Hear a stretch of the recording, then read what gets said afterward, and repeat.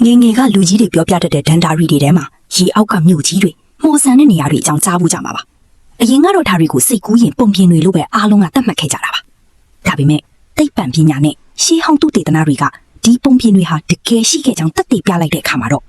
ဒီနေ့ဗီဒီယိုမှာတော့သမိုင်းစာမျက်နှာတွေကြားထဲမှာပျောက်ဆုံးနေခဲ့တဲ့ခန္ဓာထဲဝါလာတဲ့မြို့ပြကြီးတွေအကြောင်းကိုအသေးစိတ်တင်ဆက်ပေးသွားမှာဖြစ်ပါတယ်နံပါတ်1 Heraklion အီဂျစ်ရဲ့ရေအောက်ရွှေမြို့တော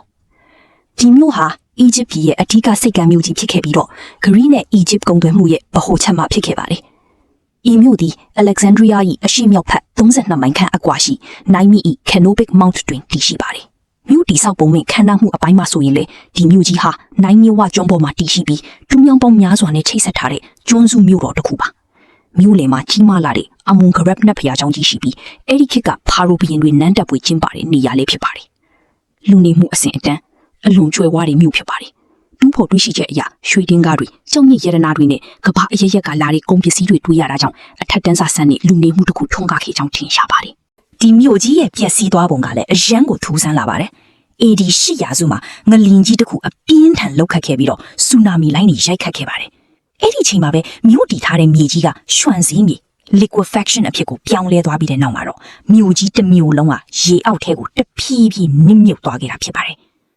Heraklion မြို့ပြကြီးကပင်လယ်ကျမ်းမြေအောက်တွင်နှစ်ပေါင်း1200ကျော်တည်ရှိနေခဲ့ပါတယ်။အဲဒီနောက်ရှေးဟောင်းမြို့တော်ကိုပြင်သစ်ရေအောက်ရှေးဟောင်းသုတေသနပညာရှင် Frank Gaudio မှရှာဖွေတွေ့ရှိခဲ့ပါတယ်။သူဟာဥရောပရေအောက်ရှေးဟောင်းသုတေသန Institute IEASL မှအဖွဲ့တစ်ဖွဲ့ကိုဦးဆောင်ခဲ့ပြီးတော့2000ခုနှစ်မှာပဲဒီမြို့ကြီးကိုတရားဝင်ရှာဖွေတွေ့ရှိခဲ့ပါတယ်။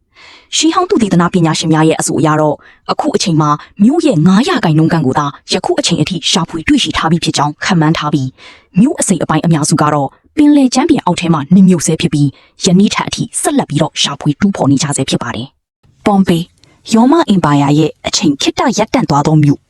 ပွန်ပေမြို့ကြီးဟာတစ်ချိန်ကတော့ရောမတတိကြီးတွေအပန်းဖြေရာပျော်ပါးရာအစင်းမြင့်မြို့ပြကြီးတစ်ခုဖြစ်ပါတယ်။မြို့တိဆောက်ပုံနဲ့ခန်းနာမှုအပိုင်းမှာဆိုရင်လေမြို့ကြီးတစ်ခုလုံးကိုစနစ်ကျတဲ့လမ်းမကြီးတွေရေပိုက်စနစ်တွေလူထောင်ကြီးဆက်နဲ့ကစားကွင်းအမ်ဖီတာယေတာတွေနဲ့ပြည်စုံလှပစွာတိဆောက်ထားပါတယ်။အိမ်တိုင်းလူလုံးမှာလှပတဲ့နိုင်ငံစီးရေးပကြီးတွေနဲ့အလှဆင်ထားပါတယ်။လူနေမှုအဆင့်တန်းအနေနဲ့ဆိုရင်အဲ့ဒီမြို့ကြီးထဲမှာစားတောက်ဆိုင်တွေအနှိပ်ခမ်းတွေအားကစားရုံတွေအများကြီးရှိတဲ့အတွက်ဖျော်ဖြေရေးနဲ့ဇိမ်ခံမှုကိုအလီးပေးတဲ့လူနေမှုစနစ်ရှိခဲ့ပါတယ်။ဒီမြို့ကြီးပျက်စီးသွားခဲ့ပုံကအရန်ထူးဆန်းပြီးကြောက်စရာကောင်းခဲ့ပါတယ်။ဘာလို့လဲဆိုတော့ AD 89ခုနှစ်မှာ Vesuvius မီးတောင်ရုတ်တရက်ပေါက်ကွဲခဲ့ပါတယ်။မြို့ဟာချော်ရည်တွေနဲ့ဖုံးလွှမ်းသွားတာမဟုတ်ပဲမီးတောင်ပြ ash တွေနဲ့အပူချိန်ပြင်းတဲ့ဓာတ်ငွေတွေအောက်မှာနာရီပိုင်းတွင်နစ်မြုပ်သွားခဲ့တာပါ။အဲ့ဒီပြာတွေကလေထုကိုပိတ်ဆို့လိုက်တာကြောင့်အရာအားလုံးဟာလွန်ခဲ့တဲ့နှစ်ပေါင်း2000ကအတိုင်းမပုတ်မတိုးပဲကြောက်ရွံ့တီလို့ကျန်ရစ်ခဲ့တာဖြစ်ပါတယ်။ယခုအချိန်မှာတော့ပုံပေးမြို့ကြီးကိုတွားရောက်လေ့လာနိုင်ပြီးတော့လက်မှတ်အနေနဲ့လူတအုပ်ကိုယူရို19ကျတင်မှာဖြစ်ပါတယ်။ Derinkoyu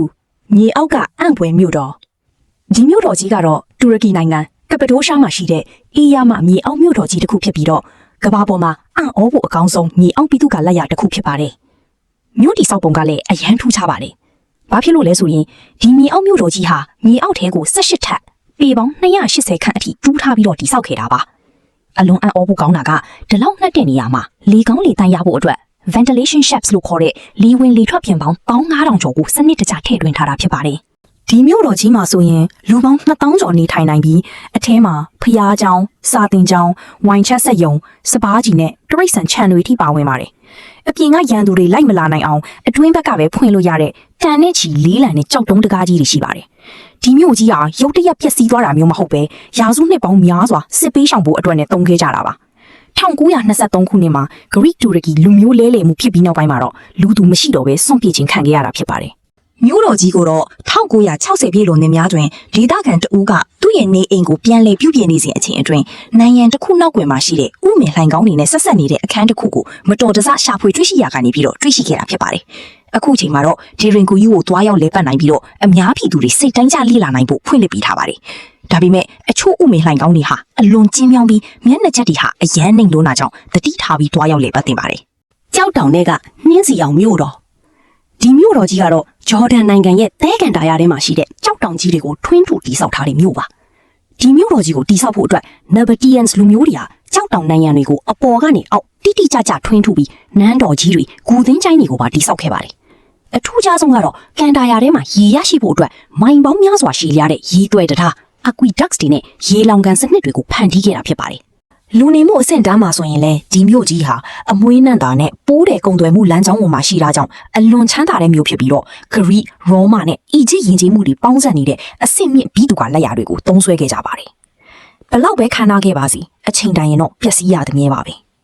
ED 363ခုနှစ်မှာပြင်းထန်တဲ့ငလျင်တစ်ခုကြောင့်မြို့ရဲ့ရေပေးဝေရေးစနစ်တွေပျက်စီးသွားခဲ့ပါတယ်။နောက်ပိုင်းမှာကုန်သွယ်မှုလမ်းကြောင်းတွေပြောင်းလဲသွားတာကြောင့်မြို့ဟာတဖြည်းဖြည်းဆုတ်ယုတ်လာပြီးလူသူမရှိတဲ့မြို့ပြက်ကြီးဖြစ်သွားခဲ့ပါတယ်။အဲ့ဒီနောက်မှာတော့1812ခုနှစ်တွင်ဆွစ်ဇာလန်စူးစမ်းရှာဖွေသူဂျိုဟန်လူဒ်ဝစ်ဘာခတ်မှပြန်လည်ရှာဖွေတွေ့ရှိခဲ့ပါတယ်။ဒီနေ့မှာတော့ဒီမြို့တော်ကြီးကို UNESCO ကကမ္ဘာအမွေအနှစ်နေရာအဖြစ်ကမ္ဘာအံ့ဖွယ်9ပါးထဲကတစ်ခုအဖြစ်နဲ့အတိမတ်ထားကြပါတယ်။ဒီနေရာကိုຫນွေဦးနဲ့စောင်းဦးရာသီတွေမှာတွားရောက်လဲပတ်ဖို့အကောင်းဆုံးဖြစ်ပြီးတော့ကမ္ဘာလက်ခရီးသွားတွေနဲ့စီကားလျက်ရှိပါတယ်။သင်ခန်းစာယူစရာအချက်တစ်ခုအနေနဲ့အခုကျွန်တော်တို့မြင်တွေ့ခဲ့ရတဲ့မြို့ကြီးတွေဟာတစ်ချိန်ကတော့ဘယ်တော့မှပျက်စီးမှာမဟုတ်တဲ့အင်ပါယာကြီးတွေအဖြစ်ခိုင်ခိုင်မာမာတည်ရှိခဲ့ကြတာပါ။ဒါပေမဲ့တဘာဝတရားနဲ့အချိန်ကာလရဲ့ရှေ့မှောက်မှာတော့အရာအလုံးဟာဒန်တာတွေအဖြစ်ပြောင်းလဲသွားခဲ့ရပါတယ်။ဒီအချက်ကကျွန်တော်တို့ကိုတစ်ခုတတိပေးနေပါတယ်။ကျွန်တော်တို့အခုနေထိုင်နေတဲ့ခေတ်သစ်ကမ္ဘာကြီးကရော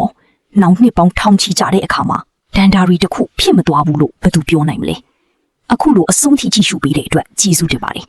နောက်ထပ်စိတ်ဝင်စားစရာအကြောင်းအရာတွေကိုသိဖို့အတွက်ကျွန်တော်တို့ရဲ့ General Knowledge မြန်မာကို Subscribe လုပ်ထားဖို့မမေ့ပါနဲ့